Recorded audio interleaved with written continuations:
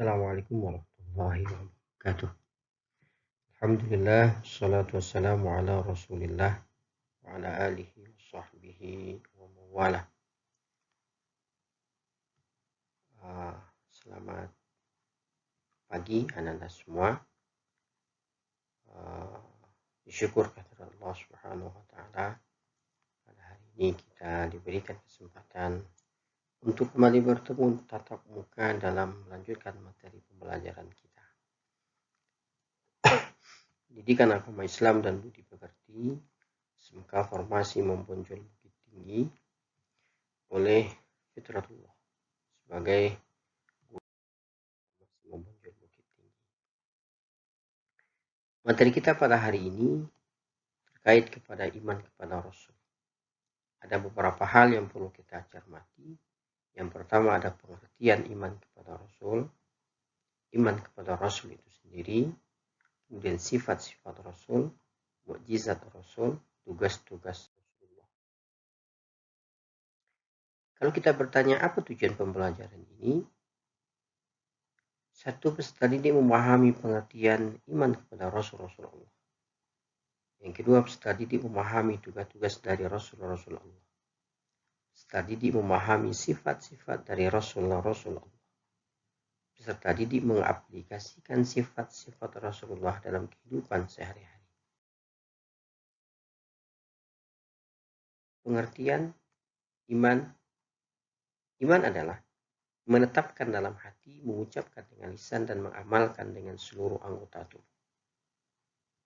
Rasul adalah manusia luar biasa yang diutus oleh Allah untuk menyampaikan kebenaran dan dikuatkan kebenaran itu dengan mukjizat dari Allah.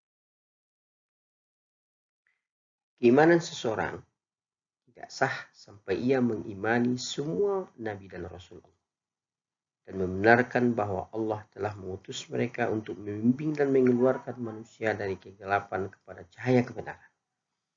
Di antara para rasul itu ada yang menceritakan di dalam Al-Quran dan ada pula yang tidak diceritakan dalam Al-Quran. Seperti kita tahu bahwa seluruh rasul itu sebanyak 25 orang, semuanya diceritakan oleh Allah dalam Al-Quran. Pada setiap umat Allah pasti mengutus seorang rasul.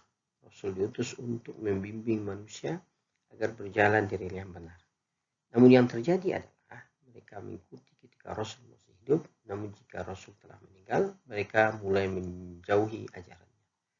Ini bisa kita rasakan bahwa ketika Rasulullah SAW, Muhammad khususnya hidup, para sahabat banyak sampai kepada tabi'in, tabi'in, salaf, khalaf sampai kita.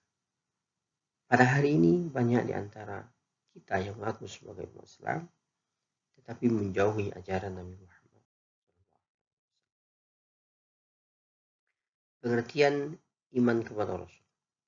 Iman kepada Rasul berarti meyakini bahwa seluruh Rasul itu benar-benar utusan Allah yang ditugaskan membimbing umatnya ke jalan yang benar agar selamat di dunia dan akhirat. Para Rasul tidak peduli apakah beliau akan tersakiti, apakah beliau berhasil atau tidak. Yang jelas seluruh perintah Allah beliau laksanakan. Kalau kita berpikir apa beda Nabi dan Rasul? Nabi adalah manusia pilihan yang diberi wahyu oleh Allah untuk dirinya sendiri dan tidak ada kewajiban untuk menyampaikan kepada umat. Tentang wahyu beliau sampaikan untuk diri beliau. Beliau tidak punya kewajiban untuk menyampaikan kepada umat. Beda dengan Rasul.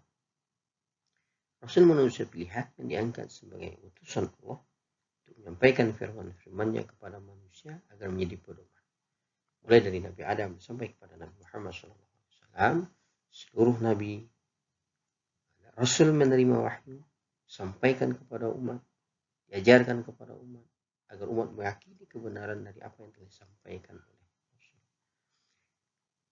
Dalam sebuah riwayat Ahmad, dijelaskan bahwa jumlah Nabi itu ada sebanyak 124.000 orang. Dengan para Rasul 315 orang. Ada juga satu riwayat yang mengatakan 317, 315, 313. Sedangkan seluruh Nabi dan Rasul ada yang diberikan gelar ulul azmi. 5 orang. Nabi ulul azmi, ada Nabi Nuh, ada Nabi Ibrahim, ada Nabi Musa, ada Nabi Isa, ada Nabi Muhammad Sallallahu Alaihi Wasallam. Jadi kalau kita simpulkan 124.000 Nabi dan Rasul, kemudian diperkecil oleh Allah sebanyak 25 orang yang wajib kita ketahui. Perkecil lagi, ada Nabi dan Rasul yang diberikan gelar ulul azmi oleh Allah, yang memberikan keteguhan, azimah yang kuat untuk menyebarkan apa yang disampaikan, disuruh oleh Allah untuk menyebarkan. Mengimani Rasul-Rasul Allah hukumnya wajib, karena merupakan rukun iman yang tidak boleh ditinggalkan. Sifat-sifat Rasulullah, Anda semua kita tahu bahwa Rasul itu mempunyai sifat, ada sifat wajib, ada sifat mustahil, ada sifat harus. Pada hari ini zaman sekarang banyak di antara kita yang tidak mengetahui sifat wajib ini. Sifat Rasul sebagai utusan Allah memiliki sifat yang melekat pada dirinya. Sifat-sifat ini sebagai bentuk kebenaran seorang Rasul. Sifat-sifat tersebut satu, sifat wajib. Sifat yang pasti ada pada diri Rasul. Apa saja? Yang pertama adalah siddiq, yaitu Rasul selalu benar. Apa yang dikatakan oleh Rasulullah, oleh Nabi Ibrahim kepada bapaknya, itu adalah benar. Yang disampaikan oleh Nabi Muhammad kepada umat, itulah benar. Sampaikan oleh Nabi Adam kepada anaknya, itu adalah benar. Sebuah kebenaran yang tertanam. Beliau tak pernah bohong sama sekali. Yang kedua, amanah. Rasul yang selalu dapat dipercaya. Di saat kaum Nabi Nuh mendustakan apa yang dibawakan oleh Nabi Nuh, Allah menegaskan bahwa Nabi Nuh adalah orang yang terpercaya. Sifat amanah pada hari ini sudah mulai hancur. Antara kita saling salah menyalahkan.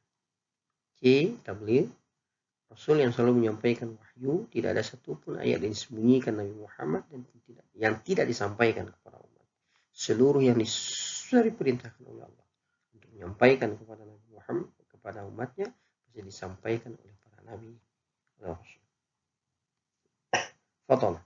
Rasul memiliki kecerdasan yang tinggi ketika terjadi perselisihan antara kelompok kabilah di Mekah, di mana setiap kelompok memaksakan kehendaknya untuk meletakkan Hajar Aswad pada tempatnya Ka'bah. Ini menandakan cerdasnya Rasul, bukan ingin mencari nama, tetapi mendamaikan akibat kecerdasan sifat Fatimah beliau. Beliau bisa mendamaikan orang yang bertikai, di mana ada dua kabilah yang sama-sama ingin meletakkan Hajar Aswad pada tempatnya. Datang Rasulullah menengahi mereka. Akhirnya kepintaran, kecerdasan, kefatomahan Rasulullah berlaku pada hari ini, sehingga tidak ada lagi sahabat kabilah yang pada awal. Sifat mustahil, apa saja sifat yang tidak boleh bagi Rasul, haram bagi Rasul, sifat yang tidak mungkin ada pada diri Rasul. Al-kadzib, lawan dari siddiq. Mustahil Rasul itu bohong atau dusta. Semua perkataan dan perbuatan Rasul tidak pernah bohong. Al-khiyanah, Rasulullah SAW mustahil bersifat dengan khianat. Semua yang dimanahkan kepadanya pasti dilaksanakan beliau, disampaikan beliau. Al-kisman, itu mustahil Rasul menyembunyikan kebenaran. Setiap firman yang ia terima dari Allah pasti ia sampaikan kepada umatnya. Al-balalah, lawan dari al-fatamah. Mustahil Rasul itu. Kenapa ia sampaikan? Karena itu dibantu oleh Allah Subhanahu wa Ta'ala. Nanti kalau kita perhatikan, al-kadzib itu adalah lawan dari siddiq, al-khiyanah itu lawan dari al-amanah, al-kitsman lawan dari tabligh, al-baladah lawan dari fatamah. Al-kadzib, al-khiyanah, al-kitsman, al-baladah itu sifat mustahil bagi Rasul dan Nabi SAW. Satu sifat jaiz, yaitu sifat kemanusiaan, al-a'rad al-basyariyah. Artinya Rasul memiliki sifat-sifat sebagaimana manusia sifat yang lain. Nabi sakit, Nabi tidur, Nabi sedih, Nabi senang, berkeluarga, punya anak, dan lain sebagainya. Ini menandakan bahwa satu sisi bahwa kita tidak bisa melupakan keberadaan sifat-sifat ini pada Rasul. Nabi pernah sakit, pernah tidur, jalan-jalan di pasar, Nabi tertawa, Nabi sedih, dan lain sebagainya. Selain sifat di atas, Rasulullah juga memiliki sifat yang tidak dimiliki kecuali para Rasul. Apa saja dia? Ismat Rasul, Apa yang maksud imamatul rasul? Orang yang maksum, terlindungi dari dosa dan salah dalam kemampuan pemahaman agama, ketaatan dan menyampaikan wahyu Allah, sehingga selalu siaga dalam menghadapi tantangan dan tugas apapun. Maksum ini hanya milik Rasul. Rasul dijaga oleh Allah, dibimbing oleh Allah dari perbuatan-perbuatan yang berakibat kepada dosa. Iltizam Rasul, orang-orang yang selalu berkomitmen dengan apapun yang mereka ajarkan. Artinya, apa yang Nabi ajarkan, Nabi Muhammad laksanakan. Sebelum disampaikan, Nabi Muhammad amalkan dulu bagi kehidupan. Apa sih itu Rasul? Satu, menyampaikan risalah dari Allah, mengajak kepada tauhid, menjauhi perilaku syirik sebagaimana orang jahiliyah. Mereka memberikan kabar gembira kepada mukmin dan kabar takut kepada orang kafir. Ayo dekat dengan Allah, mendapatkan bahagia dunia akhirat. Siapa yang jauh dari Allah mendapatkan murka dari Allah, surga dan neraka. 4. Menunjukkan jalan yang lurus. Minum khamar, judi, zina, ikhtilat laki-laki dan perempuan zaman jahiliyah, semuanya haram. Jalan yang lurus lawan dari itu. Dekatkan diri kepada Allah. Jangan ikhtilat, jangan berdua-duaan, jangan minum khamar dan lain sebagainya. Sebagai hujah bagi manusia, keberadaan Rasulullah itu menjadi dalil, menjadi hujah bahwa kita pada hari ini berada dalam kondisi ini, keimanan, ketakwaan, ada iman, ihsan, dan ada iman, Islam, iman dan ihsan, itu karena keberadaan Rasulullah Sallallahu Alaihi Wasallam. 5. Membersihkan dan menyucikan jiwa manusia dan mengajarkan mereka kitab Al-Quran. Dalam Al-Quran dijelaskan berbagai macam kesalahan.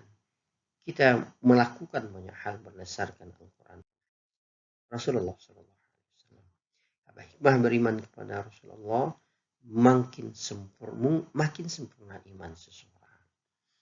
Dari hari ke hari, baca Al-Quran, hadis, melakukan kebaikan, kita selalu kuat iman. Terdorong untuk menjadikan contoh dalam hidupnya. Nabi Muhammad tidak pernah sombong. Jadikan diri kita tidak sombong. Kita bukan orang yang sempurna. Nabi Muhammad juga merasakan dia tidak sempurna. Beliau tidak sempurna. Tetapi selalu berusaha menjadi pribadi yang baik. Dari sisi kemanusiaan beliau. Dan beliau sangat sempurna dari sisi Nabi dan Rasul. Terdorong untuk melakukan perilaku sosial yang baik. Sebagaimana Rasulullah. Rasulullah SAW tidak pernah memberikan makan dengan kenyang. Kalau masih ada orang-orang sekitar beliau yang tidak mendapatkan makan.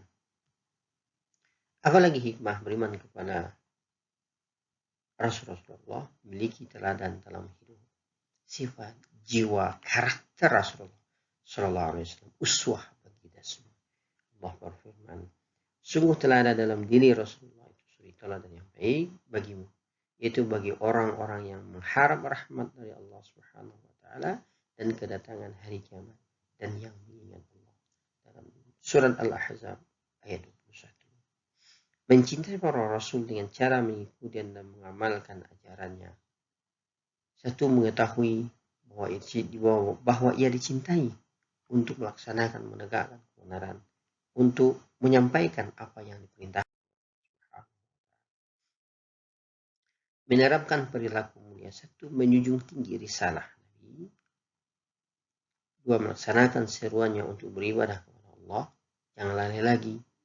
Orang-orang jahiliyah dihancurkan oleh Allah. Kaum 'Ad, kaum Tsamud dihancurkan oleh Allah karena dia jauh dari Allah, dari Rasulullah, dari nabi-nabi mereka. 4, mengamalkan tuntunan agama. 3, giat dan rajin mencari rezeki halal. 4, mengamalkan tuntunan agama. 5, meningkatkan derajat akan lebih tinggi. Lebih tinggi ini bukan karena kita mendapatkan pangkat derajat, tetapi pangkat derajat kan nilai ketakwaan kita yang kita peroleh karena mengamalkan